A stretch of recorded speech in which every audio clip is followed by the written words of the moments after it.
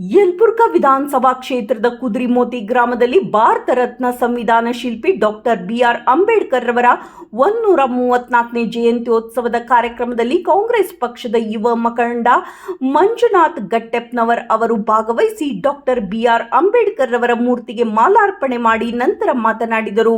ಭಾರತೀಯ ಸಂವಿಧಾನವನ್ನು ರಚಿಸುವಲ್ಲಿ ಡಾಕ್ಟರ್ ಬಾಬಾ ಸಾಹೇಬ್ ಅಂಬೇಡ್ಕರ್ ರವರ ನಿರ್ವಹಣೆಯು ಭಾರತೀಯ ಸಂವಿಧಾನದ ಪಿತಾಮಹ ಎಂಬ ಅವರ ಸ್ಥಾನಮಾನವನ್ನು ಗಟ್ಟಿಗೊಳಿಸುತ್ತದೆ. ಕರಡು ಸಮಿತಿಯ ಅಧ್ಯಕ್ಷರಾಗಿ ಅವರು ಸಂಕೀರ್ಣವಾದ ಮಾತುಕತೆಗಳು ಮತ್ತು ಚರ್ಚೆಗಳ ಮೂಲಕ ಸಂವಿಧಾನ ಸಭೆಯನ್ನ ಪ್ರೇರೇಪಿಸುತ್ತಾರೆ. ದಾಖಲೆಯು ಪ್ರಜಾಪ್ರಭುತ್ವದ ಮಾನದಂಡಗಳಿಗೆ ಬದ್ಧವಾಗಿದೆ ಎಂದು ಖಚಿತಪಡಿಸುತ್ತಾರೆ. ಅಂಬೇಡ್ಕರ್ ರವರ ಬಗ್ಗೆ ಮತ್ತು ಅವರ ಸಾಧನೆಗಳ ಬಗ್ಗೆ ಗುಣಗಾನ ಮಾಡಿದರು. ಈ ಸಂದರ್ಭದಲ್ಲಿ ದಳಪತಿ ಹನುಮಗೌಡ, ಪೊಲೀಸ್ ಪಾಟೀಲ್, ಮುಖಂಡರಾದ ಸುಭಾಷ್ ಈಡ್ಗೇರ, ವಿಜಯಕುಮಾರ್ ದಾಸರ್, ಅಂಬರೀಶ್ ತಲ್ಲೂರ್, ಪಂಪಾಪತಿ ವಣಗೇರಿ, ಶರಣಯ್ಯ ಜಂಗಮೂರು, ದ್ಯಾಮಣ್ಣ ಉಚ್ಚಲಕುಂಟಿ, ದ್ಯಾಮಣ್ಣ ಚೌಡಕಿ, ಈರಣ್ಣ ಈಡ್ಗೇರ್, ಫಕೀರಪ್ಪ ಗೊಬ್ಬಿ ಸೇರಿದಂತೆ ಮುಂತಾದವರು ಉಪಸ್ಥಿತರಿದ್ದರು.